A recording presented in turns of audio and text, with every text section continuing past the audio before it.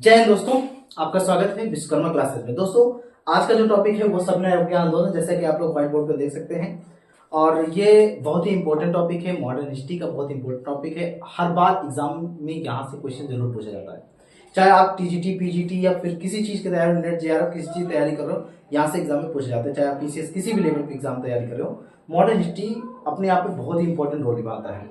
जिसमें से सबने अवज्ञा आंदोलन तो अति उत्तम टॉपिक है, इसमें तो और बेहतरीन जो है टॉपिक यहाँ से उठाया जाता है, क्वेश्चन यहाँ से बनाया जाता है। देखिए, इससे पहले यानी कि सबने अवज्ञा आंदोलन से पहले दो वीडियो आपको मैंने बता दिया था, जिसमें साइमन कमीशन के बारे में बता दिया था और नेहरू रिपोर्ट और जिन्ना का 14 सूत्री मांग के बारे में बता दिया था। अगर आप ये वीडियो नहीं देखे हैं तो फिर आपको ये समझ में हो सकता है कम आए, लेकिन अगर आप नहीं देखें तो आप डिस्क्रिप्शन में लिंक दिया गया, आप वहां से भी देख सकते हैं। अदरवाइज आप प्लेलिस्ट में जाके देख सकते हैं या फिर वीडियो में आप जाके देख सकते हैं। ठीक है, चलो अभी चलते हैं यहाँ पर हम सबने अवज्ञा आंदोलन। लेकिन उससे पहले यार, आप लोग इस गुजारिश है, यदि आप चैनल पर नए आए हैं तो कृपया आप चैनल को सब्सक्राइब कर लीजिए और अपने दोस्तों के साथ जरूर शेयर कर लीजिए, ताकि आपको ऐसे वीडियो मिलते रहे।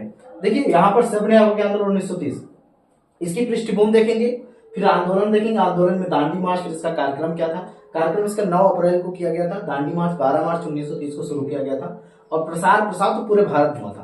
प्रसार पूरे भारत में हुआ था। और इसके फिर पतन कैसा हुआ था, हम इस चीज के बारे में समझेंगे। तो सबसे पहले यहाँ पर देखेंगे हम लोग पृष्ठभूमि में क्या देखेंगे, कलकत्ता अधिवेशन 1928 को। इसको मिला लेते हैं। अगर आप लोग कमेंट करके बताएंगे लिखाने के लिए तो मैं लिखा भी दूंगा, ठीक है। अगर आप नोट्स नहीं लेना चाहते तो आप लिखना चाहते हैं तो मैं लिखा भी दूंगा। देखो, सबसे पहले ये लिखेंगे हम यहाँ पर पृष्ठभूमि में देखेंगे, जो कलकत्ता अधिवेशन है, पहला टॉपिक है कांग्रेस का कलकत्ता अधिवेशन।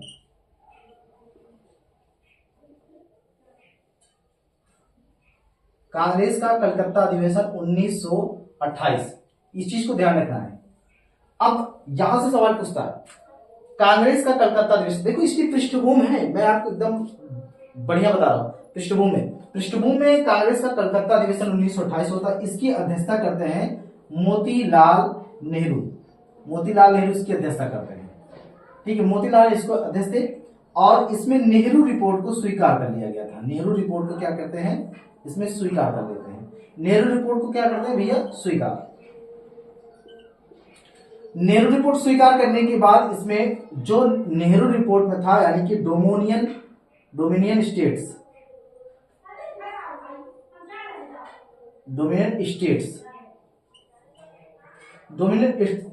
की मांग इन्होंने बरकरार रख दिया। अब अगर डोमिनेंट स्टेट्स की मांग इन्होंने बरकरार रख दिया तो उस समय जो कांग्रेस में और भी लोग थे, युवा टाइप के लोग थे, जैसे जवाहरलाल नेहरू, जैसे क्या थे, जवाहरलाल नेहरू और सुभाष चंद्र बोस। एक व्यक्ति और थे, सत्यमूर्ति। ये 3 व्यक्ति थे। ये भैया बोले, देखो ऐसा है कि आप जो है डोमिनेंट स्टेट्स की मांग तो कर रहे हैं, ये हमें अच्छा नहीं लग रहा है। आप डोमिनेंट स्टेट्स की बजाय यहां पर पूर्ण स्वतंत्रता की मांग रखें। क्या रखें, पूर्ण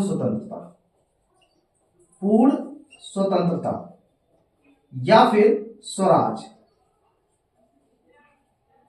पूर्ण स्वतंत्रता या फिर स्वराज, ठीक है। पूर्ण स्वतंत्रता या फिर पूर्ण स्वराज की डिमांड रखिए। ये डोमिनेंट स्टेट से काम नहीं चलेगा। हम अपना संविधान बना रहे हैं, हमें अपने देश पे कैसे क्या लागू करना है कि हम जानेंगे, कि हम तय करेंगे। ब्रिटिश वाले कौन होते हैं, यानी कि ब्रिटिश वाले कौन होते हैं, यानी कि डोमिनेंट स्टेट्स की मांग क्या कर रहे हो भैया, ये तो गलत है। तो क्या ये अभी युवा नया जोश था, तो फिर कुछ लोग जो वृद्ध टाइप लोग थे, जैसे गांधी जी, मोतीलाल नेहरू, इनको बुलाते कहते यहाँ आओ, ये आते हैं, कहते हैं यार देखो ऐसा है कि अगर मान लीजिए कि हम अभी पूर्ण स्वतंत्रता की मांग करते हैं तो ब्रिटिश लोग वाले पगला जाएंगे। इनको कुछ समय सीमा दिया जाए, हम कुछ इनको समय दे रहे हैं, 2 साल का हम इनको समय दे रहे हैं, 2 साल आप हमको समय दीजिए, हम डोमिनेंट स्टेट्स की मांगते हैं। और नेहरू रिपोर्ट की हम बताते हैं भैया, अगर ये मांग कर लेते हैं तो कोई मतलब नहीं है, मांग कर लेंगे तो अच्छी बात है। तो कह रहे ना, कहते हो ना भैया ना, आप डोमिनेंट स्टेट्स की बजाय पूर्ण स्वराज या फिर पूर्ण स्वतंत्रता की मांग करो। तो गांधी जी, मोतीलाल नेहरू बहुत समझाते बुझाते, लेकिन उनको समझ में आता नहीं। कहते हैं ठीक है यार, अगर ऐसी बात है, हम मान रहे हैं आपकी बात, पूर्ण स्वराज की डिमांड कर लेंगे, लेकिन कम से कम कुछ तो समय दो, कुछ तो मोहलत दो उनको। तो कहते हैं कि ये जो लोग यानी कि मोतीलाल नेहरू, गांधी जी कहते हैं 2 साल की इनको मोहलत देते हैं ब्रिटिश सरकार को, उसके बाद मान लिया जाएगा, जैसा आप लोग कहेंगे वैसे। ये लोग कहे नहीं भैया देखिए 1 साल का मोहलत दे दीजिए। काफी मान मनोबल के बाद 1 साल की मोहलत दी गई। कहे ठीक है यार 1 साल का मोहलत दे दीजिए, 1 साल बाद अगर मान लीजिए कि नहीं होता है, अगर नेहरू रिपोर्ट को स्वीकार नहीं करते हैं, तो एक काम करेंगे, हम पूर्ण स्वराज का डिमांड कर देंगे। तो फिर इन्होंने क्या किया, 1 साल का समय सीमा दिया गया, लेकिन क्या हुआ कि उन्होंने मांग, इनकी जो मोतीलाल नेहरू की जो रिपोर्ट थी, नेहरू रिपोर्ट को मांग नहीं किया गया, है ना। तो इस वजह से बाद में आगे चलकर पूर्ण स्वराज घोषित किया गया था। तो ये हमारा जो है पृष्ठभूमि में पहला था। दूसरा क्या था, दूसरा जो हमारा था टॉपिक वो था दिल्ली घोषणा पत्र।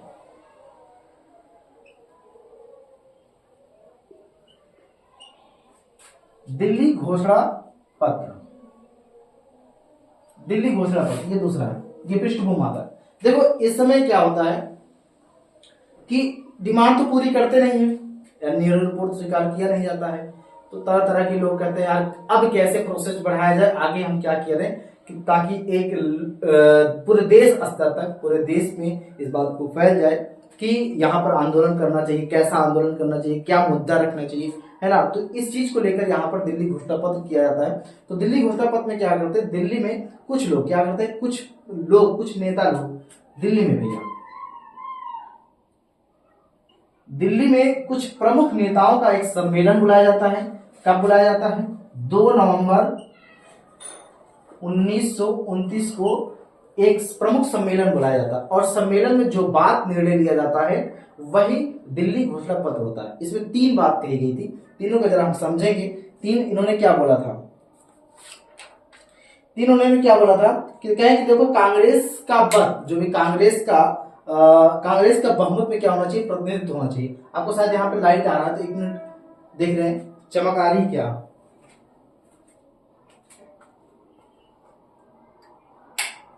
तो अब यहाँ आपके साथ चमक नहीं आ रही होगी। तो दिल्ली घोषणा पत्र में क्या होता है, इन्होंने क्या डिमांड किया था, इन्होंने कहा देखो भैया ऐसा है कि कांग्रेस का बहुमत में क्या होना चाहिए, प्रतिनिधित्व होना चाहिए। ये घोषणा पत्र में है। तो 3 इन्होंने रखा था, इन्होंने कहा कांग्रेस का, ठीक है, कांग्रेस का बहुमत में प्रतिनिधित्व होना चाहिए,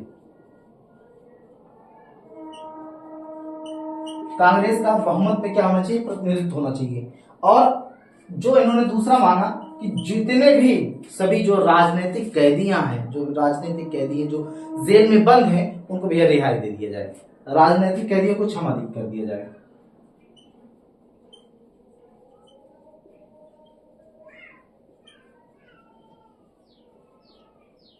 राजनीतिक कैदियों को क्षमा। और जो तीसरा है वो है कि जो गोलमेज सम्मेलन होगा वो इनका उद्देश्य इस बात पर होगा कि विचार विमर्श करना नहीं होगा, किस बात पर, कि भारत को किस समय डोमिनेंट स्टेट्स का दर्जा दिया जाए। गोलमेज सम्मेलन होगा लेकिन इस बात पर चर्चा नहीं होगी कि भारत को किस समय डोमिनेंट स्टेट्स का दर्जा दिया जाए, ठीक है। और बल्कि इस बैठक में से लागू करने की योजना बनाई जानी चाहिए। बहुत इंपॉर्टेंट, जो गोलमेज सम्मेलन होना है, गोलमेज सम्मेलन होना, तो गोलमेज सम्मेलन के लिए लॉर्ड इरविन जो है घोषणा पत्र करते हैं तो 31 अक्टूबर 1929 को। तो बाद में ये कहा गया देखो भैया ऐसा है, गोलमेज सम्मेलन जो भी होगा उसमें इस बात का निर्धारण होना चाहिए कि जो डोमिनेंट स्टेट्स है उनकी जो है डोमिनेंट स्टेट्स जो है कब लागू उसकी योजना बनाई जाए, लेकिन डोमिनेंट स्टेट्स को जो है कब दिया जाए, किस समय दिया जाए, इस बात पर चर्चा ना हो।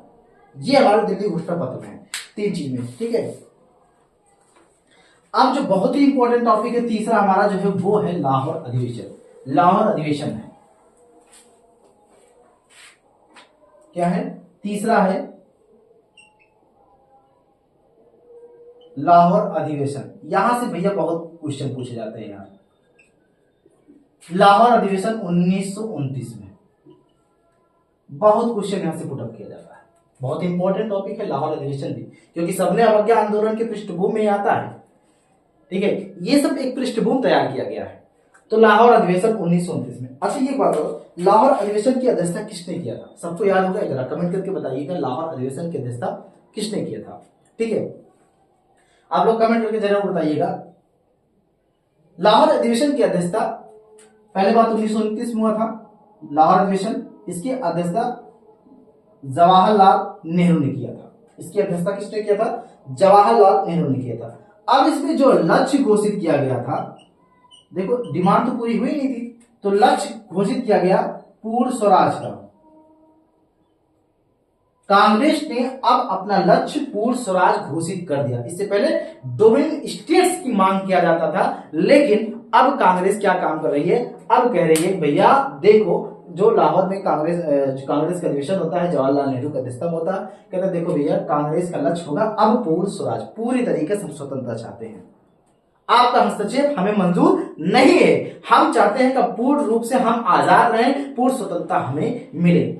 ठीक है, तो 31 दिसंबर को ध्यान रखना है, 31 दिसंबर को डेट भी याद कर लेना है, 31 दिसंबर 1929 को, 31 दिसंबर 1929 को रावी नदी के तट पर, कौन से नदी के तट पर? रावी नदी के तट पर, रावी नदी के तट पर आधी रात को, आधी रात को क्या करते हैं? तिरंगा फहराते हैं।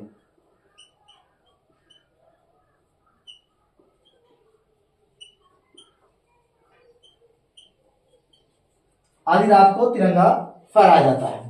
कौन? जवाहरलाल नेहरू आधी रात को फिर तिरंगा फहराते हैं 31 दिसंबर 1929 को रावी नदी के तट पर। ठीक है, और 26 जनवरी 1930 को ध्यान रखना है, 26 जनवरी 1930 को, 26 जनवरी 1930 को पूरे देश में, पूरे राष्ट्र में क्या करना है कि पूरे राष्ट्र में प्रथम स्वतंत्रता दिवस मनाने का निर्णय लिया गया। प्रथम स्वतंत्रता दिवस मनाने का क्या लिया गया?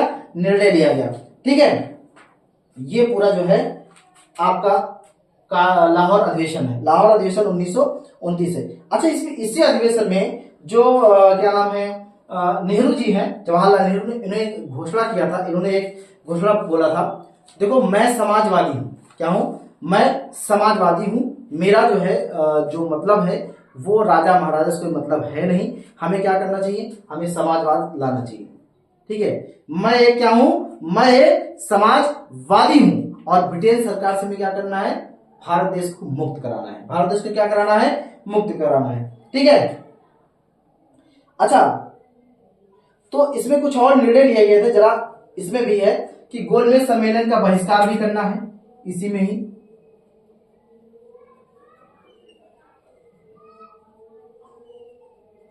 गोलमेज सम्मेलन का क्या करना है? बहिष्कार करना है। भैया जब हमारी बात ही डिमांड नहीं पूरी तो गोलमेज सम्मेलन के क्या मतलब है? उसका बहिष्कार कर दो। ठीक है, और उसके बाद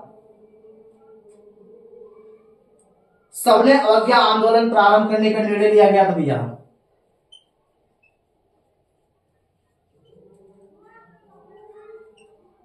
आंदोलन, इसी निर्णय लिया गया था। ठीक है, निर्णय लिया गया था।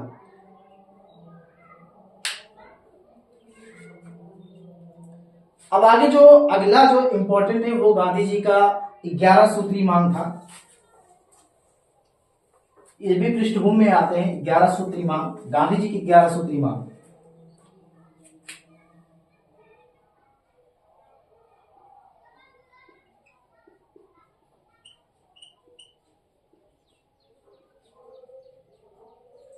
गांधी जी की 11 सूत्री मांग। ठीक है, तो गांधी जी की 11 सूत्री में क्या मांग? देखो ये इन्होंने, इनकी एक पुस्तक है यंग इंडिया, गांधी जी की एक पुस्तक है यंग इंडिया, इसमें प्रकाश में इन्हें प्रकाशित कराया गया था, गांधी की 11 सूत्री मांग प्रकाशित कराया गया था लाहौर अधिवेशन के रूप में, यानी कि लाहौर अधिवेशन के अगले जो चरण है, अगला कदम 11 सूत्री मांग। इसमें क्या किया था? इसमें क्या किया था जरा समझेंगे। इसमें था सिविल सेवा तथा सैन्य, सिविल सेवा और सैन्य खर्चों में क्या करना है? 50% कटौती करनी है। सिविल सेवा और सैन्य खर्चों में 50% क्या करना है? कटौती करना है। और दूसरा डिमांड था सभी राजनीतिक कैदियों की रिहाई हो जाए। और तीसरा था भारतीयों को अपनी रक्षा हेतु हथियार रखने का लाइसेंस प्रदान किया जाए। जितने भारतीय हैं उनको आत्मरक्षा के लिए क्या करना है, लाइसेंस प्रदान करा जाए।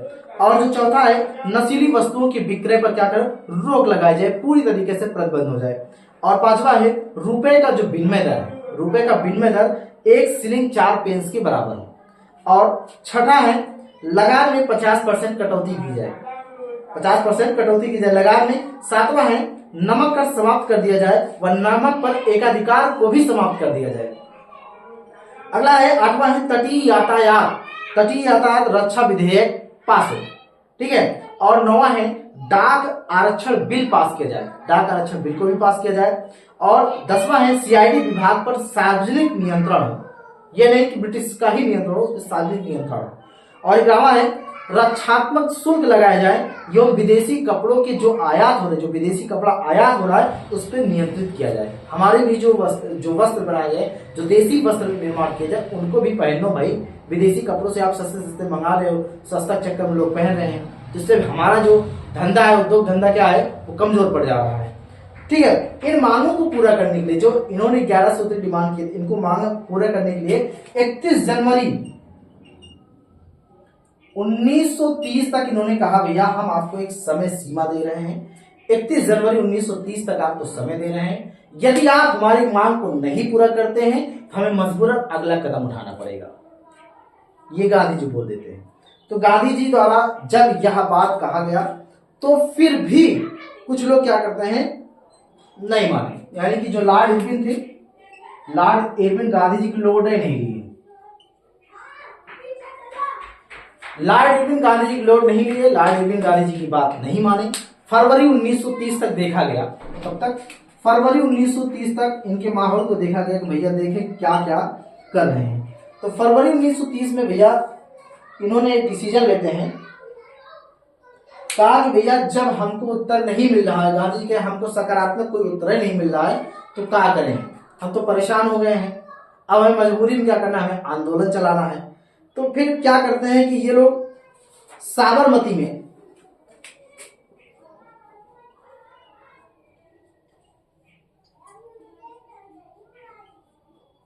साबरमती आश्रम में एक बैठक बुलाते हैं, गांधी जी बैठक बुलाते हैं और उस बैठक में यह निर्णय लिया जाता है। और सारा निर्णय गांधी जी के ऊपर छोड़े का है, बहुत बुजुर्ग टाइप का आदमी थे, गांधी जी की बात सभी लोग मान रहे थे, इसलिए उनके ऊपर छोड़ देकर भैया देखो यार सबसे बुजुर्ग आप हैं, आपके पास अनुभव है, आपके ऊपर हम निर्णय छोड़ देते हैं कि अगला कदम क्या किया जाए। तो गांधी जी कहते हैं ठीक है, सबने अवज्ञा आंदोलन शुरू किया जाएगा और किस मुद्दे पर शुरू किया जाए, ये सबसे बड़ी समस्या था। सबने अवज्ञा आंदोलन तो शुरू किया जा सकता है, लेकिन किस मुद्दे पर शुरू करें, यह भी सब बड़ी समस्या था। और कहां से, कब से, कहां से शुरू किया जाए, बहुत समस्या थी।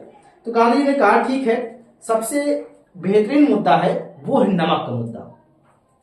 नमक का मुद्दा ही डिमांड करते हैं, क्या है, नमक का मुद्दा। और नमक का मुद्दा क्यों करें, देखो भैया चाहे अमीर हो, चाहे गरीब हो, चाहे मध्यम परिवार, कोई भी फैमिली हो, किसी प्रकार का फैमिली हो, नमक के बिना काम तो नहीं चलेगा। और नमक कर भी था, नमक सबकी आवश्यकता थी, नमक को ही मुद्दा बनाया गया। नमक ही मुद्दा क्यों बनाया गया, इसको भी जरा हम समझते हैं, क्यों चुना गया।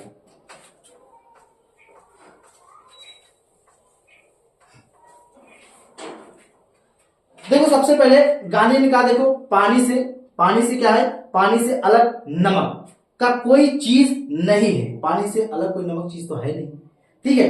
तो इन्होंने कहा भैया देखो ऐसा है कि अगर मान लीजिए कि नमक पर कर लगाया जाता है जो कि मानवता के खिलाफ है, हर प्रकार के व्यक्ति इसे यूज करते हैं, चाहे वो गरीब परिवार हो, चाहे वो अमीर परिवार हो, चाहे वो किसान फैमिली से आते हो, चाहे वो मध्यम परिवार, किसी भी फैमिली से आते हो, किसी फैमिली से बिलोंग करते हैं, नमक उनकी प्राइमरी है, नमक की आवश्यकता पड़ती है।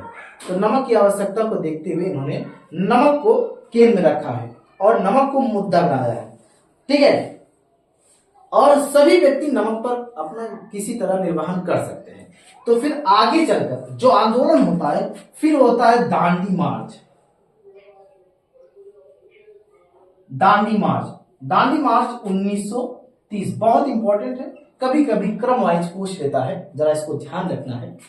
तो दांडी मार्च, और दांडी मार्च जो है वो 12 12 मार्च से 6 अप्रैल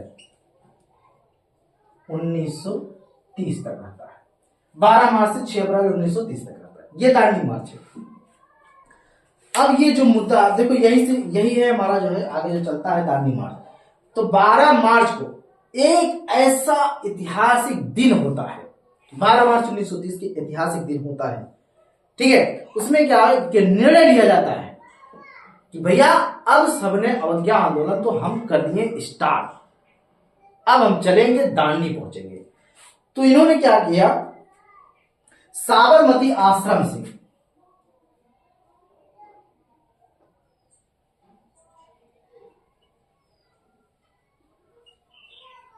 गांधी जी साबरमती आश्रम से अपने 78 अनुयायियों के साथ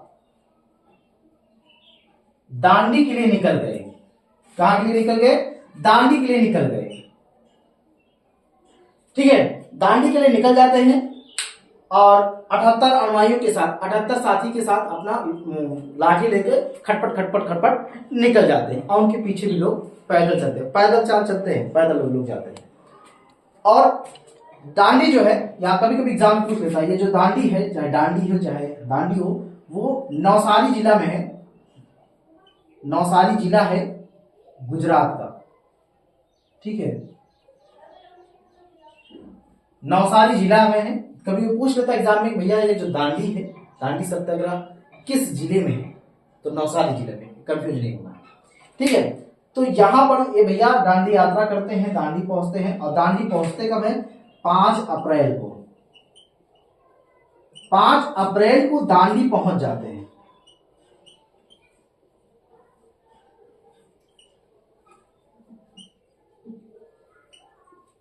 और 6 अप्रैल 1930 को ये दांडी से नमक कानून तोड़ते हैं।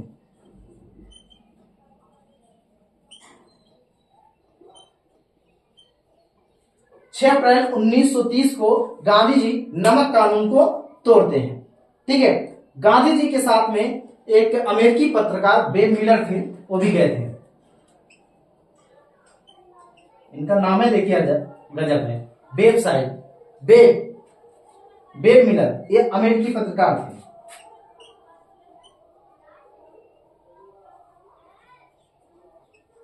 अमेरिकी पत्रकार महोदय थे और ये भी गांधी जी के साथ दांडी यात्रा में गए थे।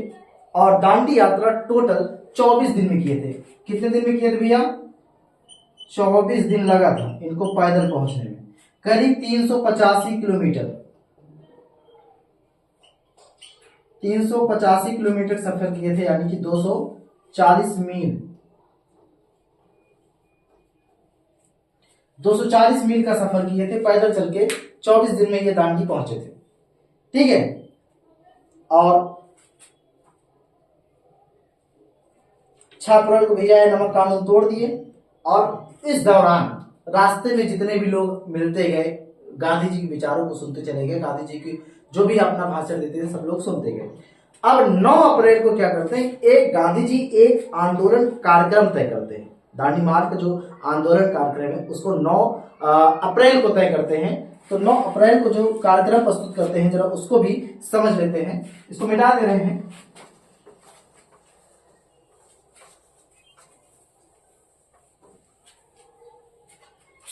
ठीक है, तो 9 अप्रैल को जो इन्होंने शुरू किया था, जरा देख लेते हैं आंदोलन का कार्यक्रम।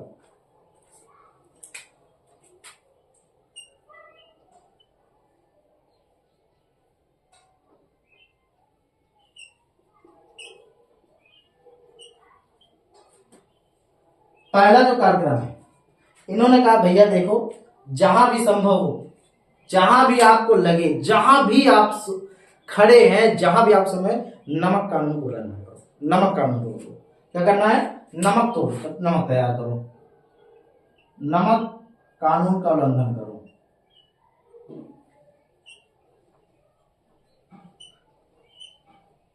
नमक कानून का उल्लंघन करो।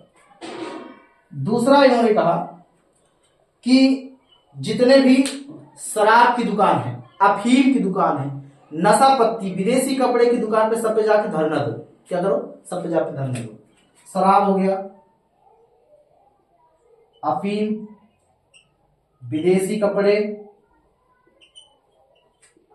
कपड़ों की दुकान पर क्या करना है? धरना देना है। धरना दो ये फटाफट। तीसरा इन्होंने क्या कहा? अगर आपके पास शक्ति है, पर्याप्त शक्ति है, तो आप कर मत दीजिए। क्या है? टैक्स मत दीजिए, कर मत दो भैया, कर नहीं देना।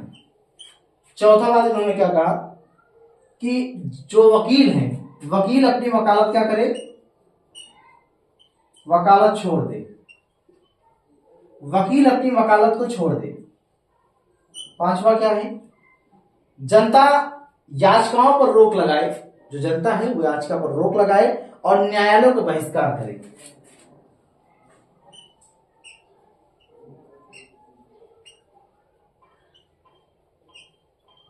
न्यायालय का बहिष्कार करे। जनता क्या करे? न्यायालय का बहिष्कार करे। छठवां है कि जितने भी सरकारी कर्मचारी हैं, ठीक है, जितने भी सरकारी कर्मचारी हैं वो अपने पदों से त्याग पत्र दे दें। त्याग पत्र दे दें। सरकारी कर्मचारी क्या करें?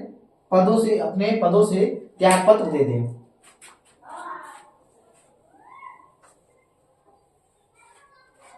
और अगला है कि हर घर में क्या करना है? लोग जो है चरखा काते हैं, चरखा काते हैं, वह सूत काते हैं।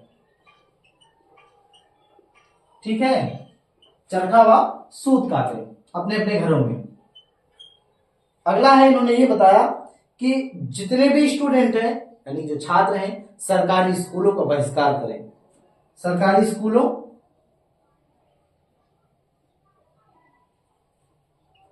व कॉलेजों का बहिष्कार करें। बहिष्कार करें। और अगला है कि स्थानीय जो नेता, जो मतलब अगर मान लीजिए गांधी जी गिरफ्तार होते हैं तो स्थानीय नेता क्या काम करें? स्थानीय नेता हिंसक रूप ना अपनाएं। हिंसक रूप ना अपनाएं। ठीक है, स्थानीय नेता गांधी जी की गिरफ्तार होने पर हिंसक रूप ना अपनाएं। ना अपनाएं। ठीक है, और इन सभी कार्यक्रमों में सत्य और अहिंसा पर चले। सत्य और अहिंसा पर चले। ओके, तो ये गांधी जी का आंदोलन का कार्यक्रम था। अब जो प्रसार होता है, दांडी मार्च, जो नमक आंदोलन का प्रसार होता है, वो पूरे भारत में प्रसार होता है। तो हम अब प्रसार देख लेते हैं, आंदोलन का जो प्रसार है।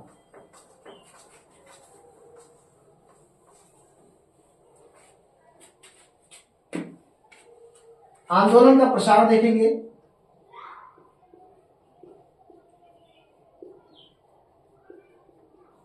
आंदोलन का प्रसार बहुत इंपॉर्टेंट है, यहां से भी एग्जाम में पूछे जाते हैं क्वेश्चन।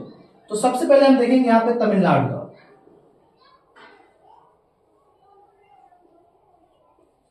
तमिलनाडु का, तमिलनाडु में एक व्यक्ति है सी राजगोपालाचारी।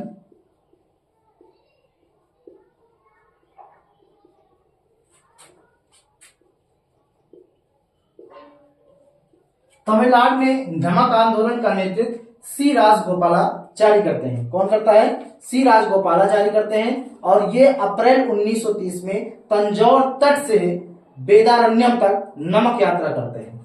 ये अप्रैल 1930 में तंजौर तट से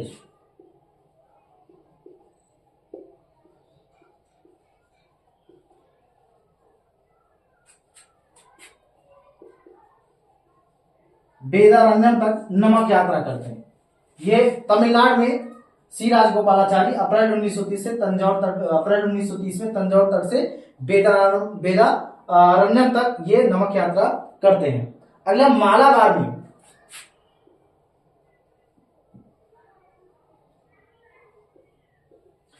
मालाबार में एक व्यक्ति हैं के केलप्पन।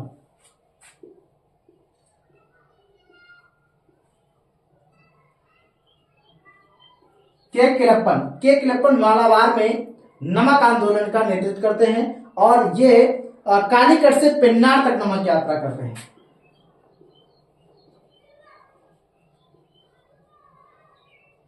कालीकट से पेन्नार तक ये नमक यात्रा करते हैं। आगे है असम की सिलहट में, ठीक है, जो असम का सिलहट है, असम के सिलहट में सत्याग्रहियों ने क्या काम करते हैं, सत्याग्रहियों एक दल बंगाल के नोआखली में, कहां पे, नोआखली में नमक आंदोलन का नेतृत्व करते हैं। ठीक है,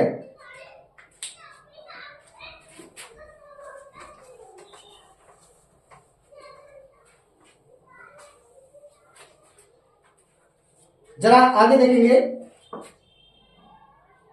उड़ीसा में गोपचंद्र बंधु, उड़ीसा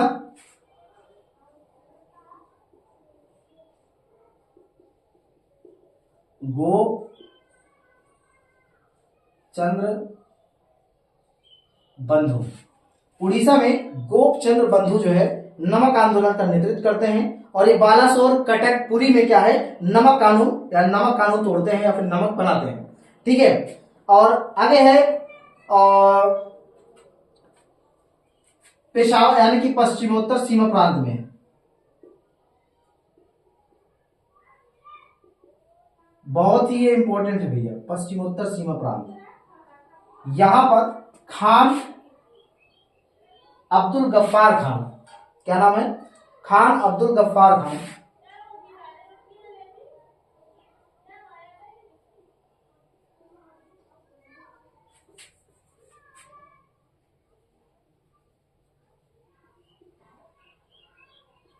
खान अब्दुल गफ्फार खान पश्चिमोत्तर सीमा प्रांत में सबने अवज्ञा आंदोलन यानी कि नमक आंदोलन का नेतृत्व करते हैं। सबसे इंपॉर्टेंट बात यह है कि जो खान अब्दुल गफ्फार, देखिए इस आंदोलन में मुसलमानों की भागीदारी बहुत कम है, अभी आगे हम बताएंगे आपको किस महिलाओं ने कैसे भाग लिया, छात्र महिला सब भाग लेंगे, सब बताएंगे आपको। लेकिन सबसे पहले आपको ये यहाँ समझना होगा कि पश्चिमोत्तर सीमा प्रांत यानी कि जो पाकिस्तान के एरिया का है और खान अब्दुल गफ्फार खान वहां का नेतृत्व करते हैं, लेकिन उसी में ही खुदाई खिदमतगार, ध्यान रखना है, खुदाई खिदमतगार,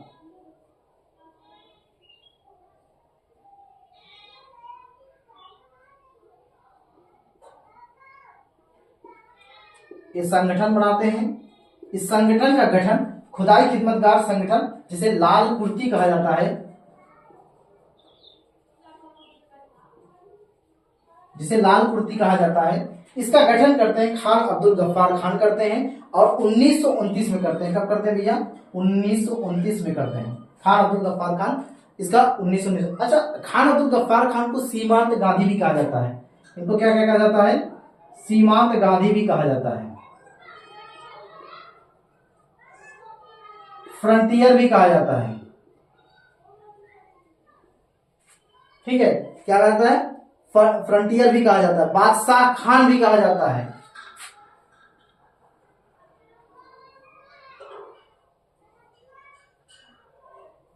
बादशाह खान भी कहा जाता है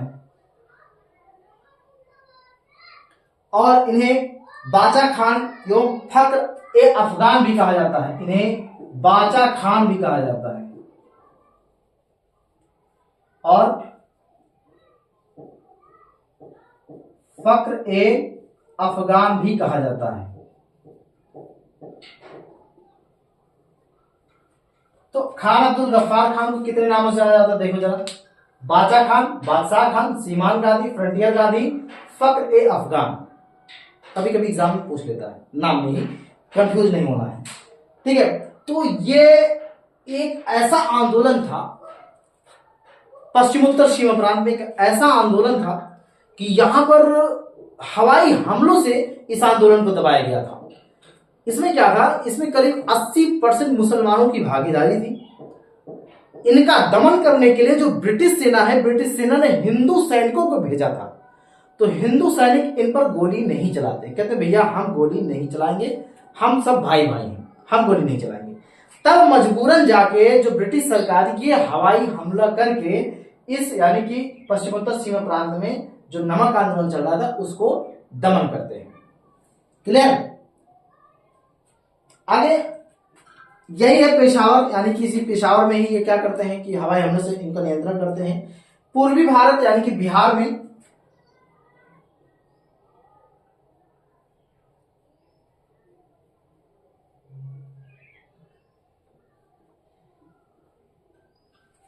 बिहार में चौकीदारी कर देने से मना किया जाता है इसी आंदोलन के दौरान। चौकीदारी कर देने से मना,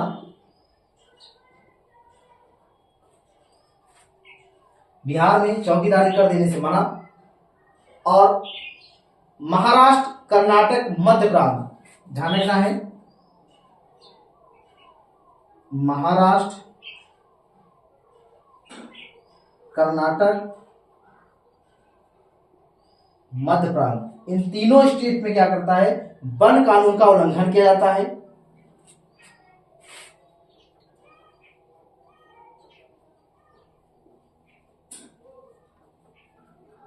वन कानूनों का उल्लंघन किया जाता है। और आगे संयुक्त प्रांत में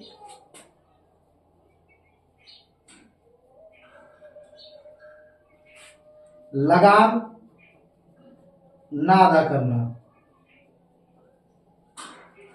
संयुक्त प्रांत में लगान नहीं अदा करना है, उसका आंदोलन चलाया गया था।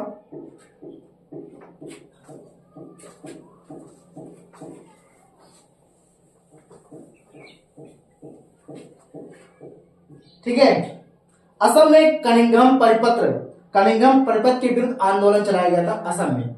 इसमें क्या था कि छात्रों के अभिभावक छात्रों के अच्छे व्यवहार की गारंटी देनी पड़ती थी। जो छात्र हैं उनके अभिभावक यानी कि माता पिता अपने बच्चों को क्या करते थे, अच्छे होने की गारंटी देना पड़ता था। इस पर भी आंदोलन चलाया गया था। ठीक है। और उत्तर प्रदेश में प्रभात फेरी निकाली जाती थी। साइकिल जैसे गाँव में क्या थे, फेरी नहीं लेते हैं, कहते हैं कि चावलदार वाले आ जाते हैं और सेनु टिकलू वाले आ जाते हैं बेचने में, फेरी वाले नहीं आते हैं, कपड़ा बेचने आ जाते हैं, कपड़े ले लो, सिंदूर ले लो, टिकली ले लो, है ना। और इसी तरह जो फेरी आती तो फेरी लगाकर इस बात को बताया गया था, प्रभात फेरी निकाली जाती थी। इस दौरान देशभक्ति गीत गाई जाती थी उत्तर प्रदेश में। ठीक है। और इसी आंदोलन में ही बच्चों की वानर सेना और लड़कियों की मंजरी सेना का गठन किया गया था। वानर सेना लड़कों के और जो लड़कियों के लिए मंजरी सेना,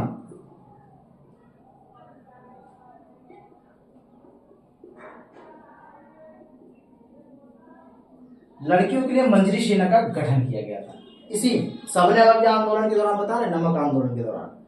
ठीक है। और इसी आंदोलन में ही रानी गैंडल्यू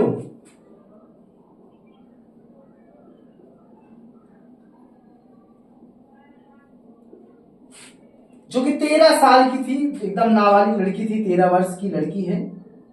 ठीक है, 13 वर्ष की नाबालिग लड़की है। इन्होंने आंदोलन का नेतृत्व भार संभाला था। ठीक है। और सबने आंदोलन का नेतृत्व किया था। एक नागा लड़की थी। और धरासड़ा में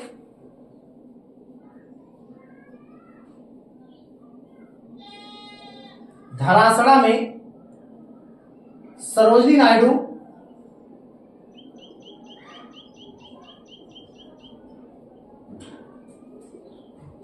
नायडू, इमाम साहब,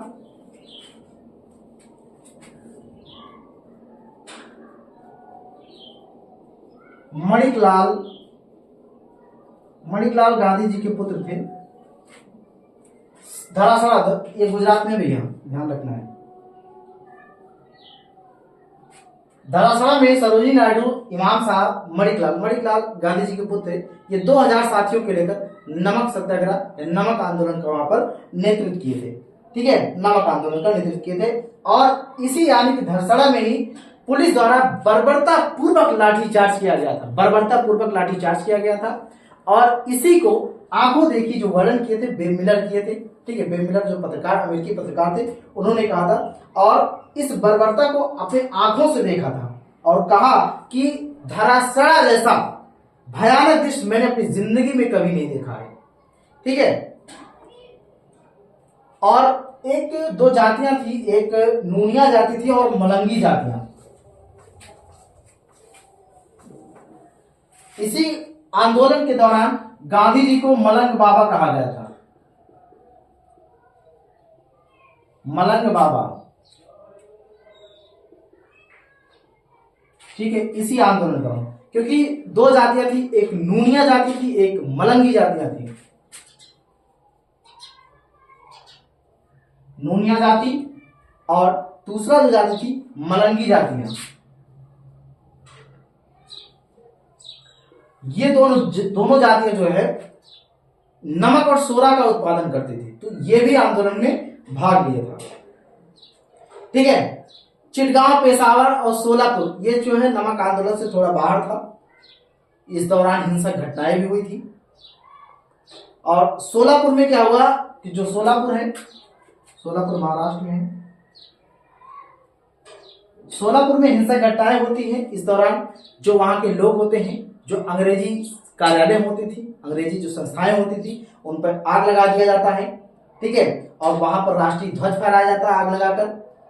और उसी समय वहां पर जो आंदोलनकारी थे अपने हाथों में सरकार लेके समानांतर सरकार की स्थापना भी करते हैं सोलापुर में। मजदूर किसान कांग्रेस के हाथ पांव हैं, यह नारा सवर्ण अवज्ञा आंदोलन के दौरान बंबई में दिया गया था। आगे 15 मई 1930 को जवाहरलाल नेहरू गिरफ्तार हो जाते हैं। 15 मई 1930 को जवाहरलाल नेहरू को गिरफ्तार कर लिया जाता है और गांधी जी को भी गिरफ्तार कर लिया जाता है। और इस दौरान गांधी जी को भी गिरफ्तार कर लिया जाता है भाई। तो इस दौरान जो गांधी जी हैं, गांधी जी को यरवदा जेल में रखा जाता है और जवाहरलाल नेहरू को इलाहाबाद के नैनी जेल में रखा जाता है। ठीक है। गांधी जी को यरवदा जेल में और जवाहरलाल नेहरू को इलाहाबाद के नैनी जेल में रखा जाता है। इलाहाबाद के नैनी जेल में रखा जाता है और यरवदा जेल को ही गांधी जी मंदिर का दर्जा देते हैं, मंदिर का संबोधन करते हैं। ठीक है। अब जब यहां पर सरकार जो थी, सरकार कांग्रेस को गैर कानूनी भी घोषित कर देती है। ध्यान रखना है, कांग्रेस को गैर कानूनी कब घोषित किया जाता है? तो भैया सवर्ण अवज्ञा आंदोलन के दौरान ही घोषित किया जाता है गैर कानूनी घोषित।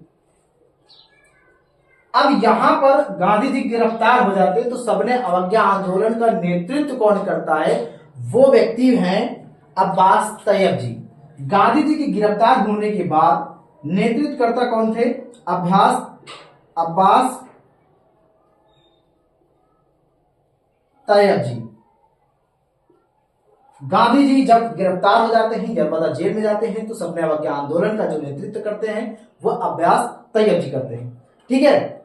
और आंध्र प्रदेश में जो सवर्ण अवज्ञा आंदोलन का नेतृत्व करते हैं कोंडा कोटप्पा करते हैं।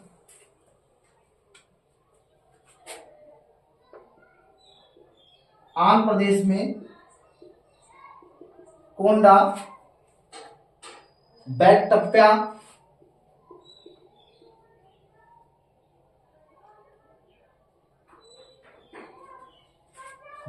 इसका नेतृत्व करते हैं आंध्र प्रदेश में। और बंबई में जमनालाल बजाज, बंबई में जमनालाल बजाज, एस के पाटिल,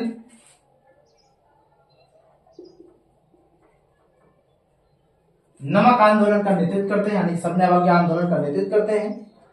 सिंध में स्वामी गोविंदानंद,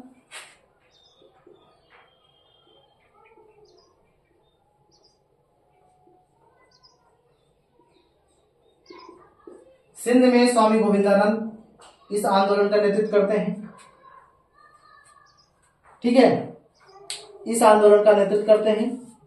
अच्छा, अब जो चीज हम ये समझेंगे यहां पर कि आंदोलन में भाग लेने वाले कौन कौन थे। अच्छा, इसका प्रभाव जरा हम देखेंगे, इसका प्रभाव कैसे क्या पड़ा था। एक चीज आपको बता दें, जैसे जो रानी गैडिनल्ली थी, रानी गैडिनल्ली जो जदोनांग में, यानी कि नागा आंदोलन उस समय था, नागा आंदोलन जो जदोनांग में नमक कानून का आंदोलन चल रहा था, रानी गैडिनल्ली ने उसका नेतृत्व किया था। तो रानी को जो शब्द दिया गया था वो जवाहरलाल नेहरू दिया गया था। ठीक है, जवाहरलाल नेहरू ने उन्हें रानी के शब्द दिया था और 1937 में वो जाकर जेल में मिले थे, गैडिनल्ली से मिले थे और रानी की उपाधि दी थी और पहाड़ों की बेटी भी कहा था। ठीक है, अब यहां पर एक चीज ये समझेंगे, इसका प्रभाव क्या पड़ता है। प्रभाव के रूप में विदेशी कपड़ा और अन्य वस्तुओं के आयात में कमी आ जाती है। अगर हम प्रभाव की बात करते हैं, इस आंदोलन का जो प्रभाव होता है,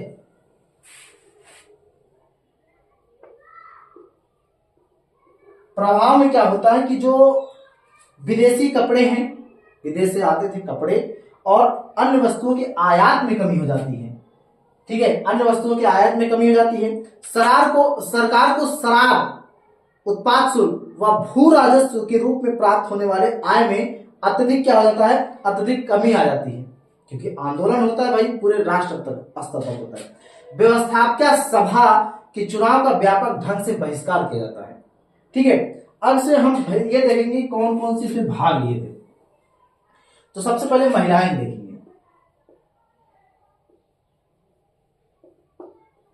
महिलाएं इसमें भाग लेती हैं, बढ़ चढ़ कर हिस्सा लेती हैं। तो गांधी जी ने महिलाओं से आंदोलन में सक्रिय भूमिका निभाने के लिए आगे आने का बोले थे। भैया महिलाओं से हाथ जोड़ के बोले थे, चलो कुछ आंदोलन करो। ठीक है, और उसके बाद महिलाएं यहाँ पर आगे बढ़ चढ़ के हिस्सा लेती हैं। वो शराब की दुकान पर, अफीम की दुकान पर, विदेशी कपड़ों की दुकान पर, हर दुकान पर महिलाएं क्या करती थी, धरना प्रदर्शन करते थे। ठीक है, इनका एक कुल मिला के ये महिलाओं का इसमें हिस्सा लेना इस आंदोलन का मील का पत्थर साबित हो जाता है। और अगला जो भाग लेते हैं वो लोग लेते हैं छात्र लोग। छात्र की संख्या ज्यादा होती है। छात्र शराब की दुकानों पर भी जाके धरना देते थे और जो अफीम है उस पर भी धरना देते थे। कॉलेज स्कूलों का भी बहिष्कार करते थे यही छात्र लोग। और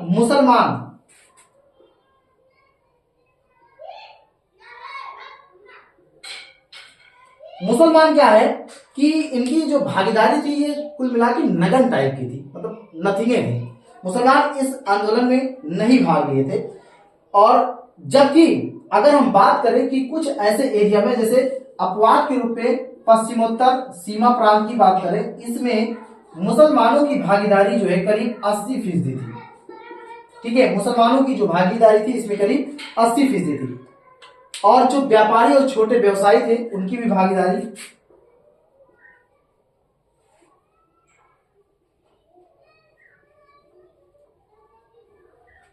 व्यापारी व छोटे व्यवसायी इनका उत्साह पूर्वक रूप से ये भी भाग लिए थे। अगला जैसे जनजातियां हैं,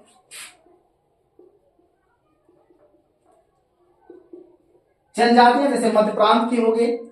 ठीक है, मध्य प्रांत के हो गए, कर्नाटक महाराष्ट्र की जनजातियां भी इस आंदोलन में भाग लिया था और मजदूर भी इस आंदोलन में भाग लिए थे।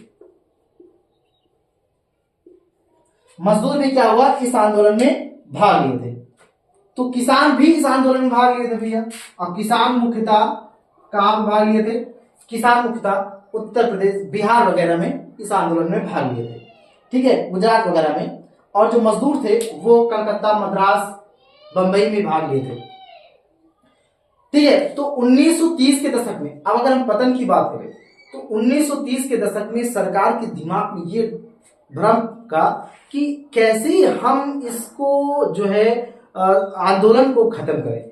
तो इस आंदोलन को खत्म करने के लिए सरकार के पास दिमाग का सहारा लेना पड़ा। दिमाग कैसे लिए, ये बोले कि दमनात्मक प्रक्रिया अपनाई है। अच्छा, सवाल ये भी था कि अगर मान लो हम दमनात्मक प्रक्रिया की अगर प्रक्रिया ना अपनाए तो सरकार जो कांग्रेस है वो कहेगी भैया हम जीत गए हैं। और अगर मान लीजिए कि इस तरह की अगर छूट दिया जाए तो कांग्रेस का बोलबाला हो जाएगा। तो ये सारी प्रक्रिया को छोड़कर दंडात्मक प्रक्रिया को अपनाते हैं। तो ये क्या करते हैं, फिर लाठियां बरसाना शुरू कर देते हैं हर जगह। ठीक है, तो हर जगह क्या होता है, ये हर जगह भैया अपना आते हैं और मारपीट करते हैं, कहीं गोली बरसाते हैं, कहीं लाठियां बरसाते हैं। तो इस तरह ये आंदोलन क्या करते हैं, आंदोलन को समाप्त कर देते हैं।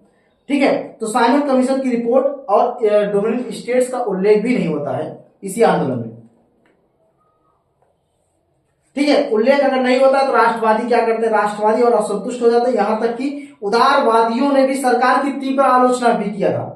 और जुलाई 1930 में भारत के उसमें जो तत्कालीन वायसराय थे वो गोलमेज सम्मेलन का प्रस्ताव रखे थे, गोलमेज सम्मेलन का प्रस्ताव रखे और डोमिनियन स्टेट्स की मांग पर चर्चा करने की जो मुद्दा था, मुद्दा को भी इसका लक्ष्य घोषित किए जुलाई 1930 में। ध्यान रखना है, जुलाई 1930 में। ठीक है, जुलाई 1930 में। अब आगे की जो होगा वो हम टॉपिक पढ़ाएंगे आपको, गांधी में समझौता वगैरह, फिर गोलमेज सम्मेलन पढ़ाएंगे, पूरा टॉपिक। आज का हमारा यही टॉपिक यहीं तक है। ठीक है, तब तक के लिए आपको जय हिंद, जय भारत।